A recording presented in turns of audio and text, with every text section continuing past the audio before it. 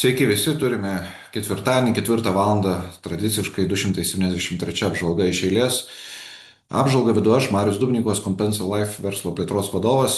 Ir, turime spalio vidurį, spalio 16 diena. Tai jau turime antrą spalio pusę, finansų rinkos toliau juda. Kai kur yra nauji rekordai, kai kur yra padidėjusios baimės. Na, bet kokiu atveju šie metai baiginėjasi iš tiesų ganėtinai gerais rezultatais. E, pajudėjo, pajudėjo per savaitę Viksas pasiekė 20 punktų, nereikšmingai viršijo psichologinę tą ribą 20 punktų, kuri rodo, kad pasaulyje yra daugiau rizikų. O tų rizikų iš tiesų yra. Ir pagrindinė rizika, kuri atsirado, tai yra, būtent penktadienį, praėjusį penktadienį jau mūsų laiku Trumpas vėl įvedinėja naujus mokesčius, žada juos įvesti nuo lapkričio 1 naujus tarifus, muitus kinams 100% papildomai, dėl to, kad kinai draudžia retuosius metalus tiekti amerikiečių kompanijoms. Tai naujas ekonominis karas, potencialiai naujo karo pradžia. Ir būtent tai neramina investuotojus. Už tai mes matome VIX pakilusi. Kol kas tragedijų labai nėra, nes sprendimas kaip visada yra Trumpo nukeltas į priekį. Kas yra įdomiausia, galima pajokauti, kad jisai juos skelbia į priekį, tarsi palikdamas laiko deryboms, o suėjus terminui dar ir pratęsia jį neretai. Ir tas terminas tako Trumpą again chickens out, tai visą laiką pasitraukia arba išsigąsta savo sprendimų, skamba investuotojų ausyse ir jeigu tai būtų nutikę, pavyzdžiui, balandžio mėnesį panašus pareiškimai, kai buvo, matytume tikrai didelę suirutę, bet investuotojai akivaizdu jau įgavo tam tikrą imunitetą šitiem visiems sprendimam. O kalbant apskaitai, rizikų iš ties yra daug. Baltieji rūmai skaičiuoja vyriausybės uždarimo laiką 15 dienų ir artėjom link 16 dienos, tai iš tiesų vyriausybė suspenduota, vyriausybės funkcionavimas stringa, pinigai išduose baiginėjasi, žmonės išleidžiami nemokamų atostogų ir tai didžiausiai pasaulio ekonomikai yra tikrai nepadeda. Taip pat šią savaitę kalbėjo ir Jeremis Pavelsas, JAV centrinio banko vadovas, kuris mato silpnėjančią darbo rinką Junktinėse Amerikos valstijose. Ir tai kelia rizikas, kad vartojimas gali stoti rezultatai ir panašiai. Šitie dalykai. Toliau, turint sustabdytą vyriausybę, Trumpas galbūt iš tiesų jisai bando nukreipti dėmesį, jisai aiškina, kad demokratai viską trukdo. Galbūt, sakykime, būtent dėl to ir keliami klausimai dėl kinų muitų, kad tiesiog nukreipti dėmesį, drumsti vandenį ir daryti daug veiksmų, kad visi galvotų apie kažką tai kitą, bet ne apie tai, kas vyksta pačiose Junktinėse Amerikos valstijose. Iš gerų naujienų, be abejo, šią savaitę keičiasi požiūris ir apskritai keičiasi požiūris į Ukrainą, ginklų tiekimas, tai Heksietas jau kalba apie tai, kad kovinė galia dėka Junktinių Amerikos valstijų Ukrainoje padidės. Kitas dalykas, stiprus susitarimas Izraelyje, kol kas paliaubos tęsiasi. Šiandien vis daugiau naujienų, kad ne visi įkaitai, tai prasme tie, kurie nėra gyvi, nėra perduoti Izraeliui ir Hamas kalba apie tai, kad nebus perduota, nes jie jų tiesiog nežino, kurie yra arba jų negali pasiekti, jie galbūt sugriautuose, užspaustuose pastatuose ir panašiai. Tai matosi, kad tiems susitarimams praėjus vos kelioms dienoms kyla pavojų, kad jie gali būti sulaužyti. Tai dar viena rizika, geopolitinė rizika ir panašiai.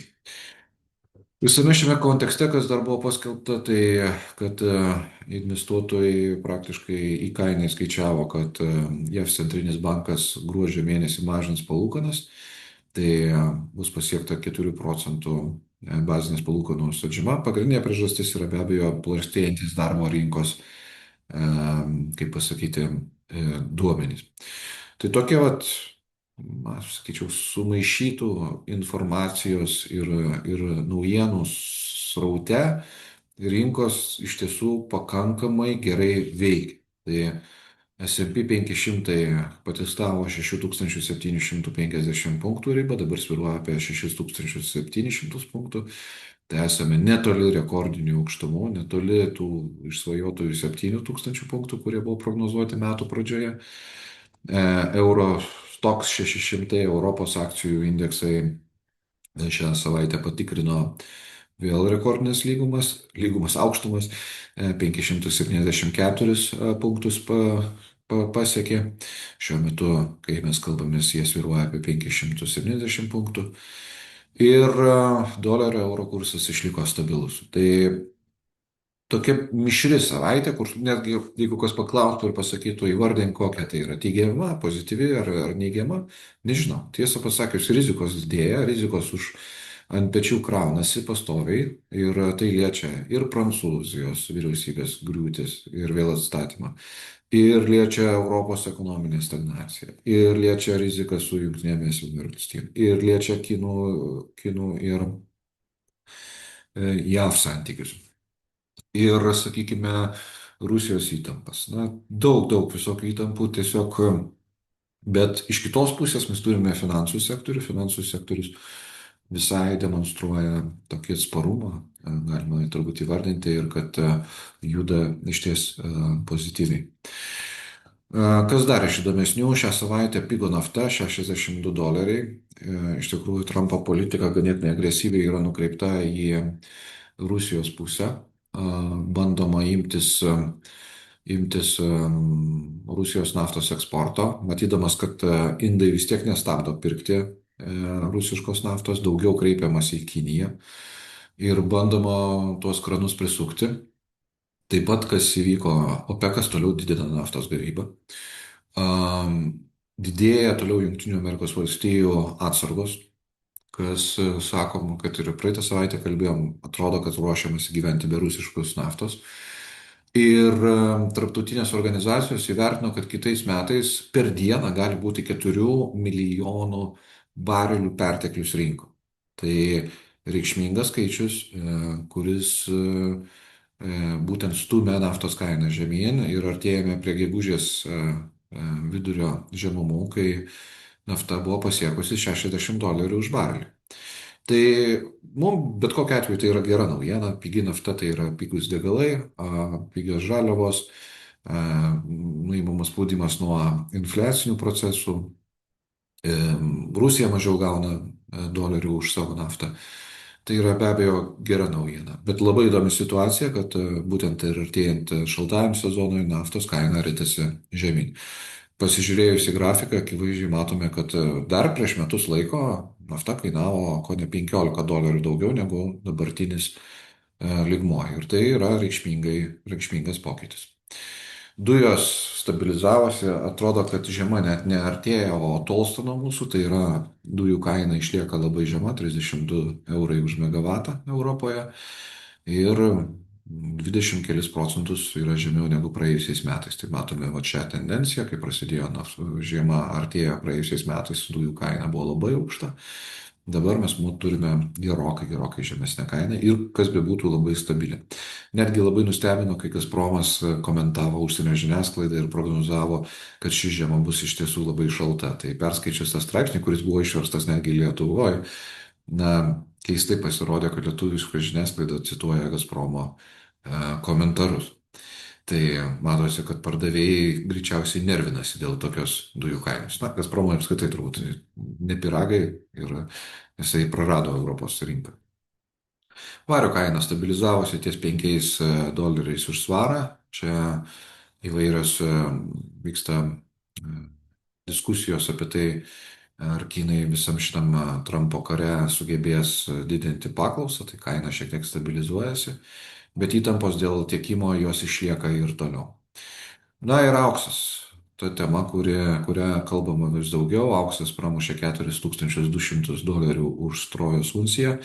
Priežastys tos pačios, didėjančios rizikos. Visos išvardintos rizikos kaitina aukso rinką. Ir rinka praktiškai kiekvieną savaitę nuo rugsėjo fiksuoja naujas rekordinės aukštumas.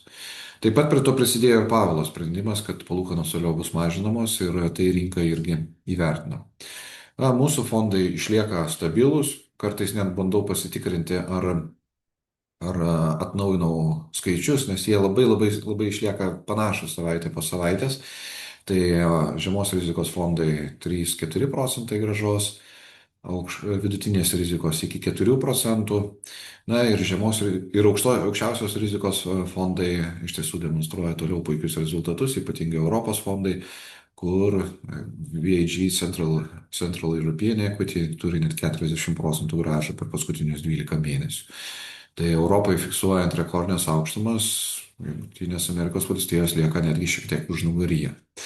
Tai tiek iš manęs, susitiksime jau spalio 23 dieną, 274 kartą ir visiems geros kloties sekančią artėjančią savaitę.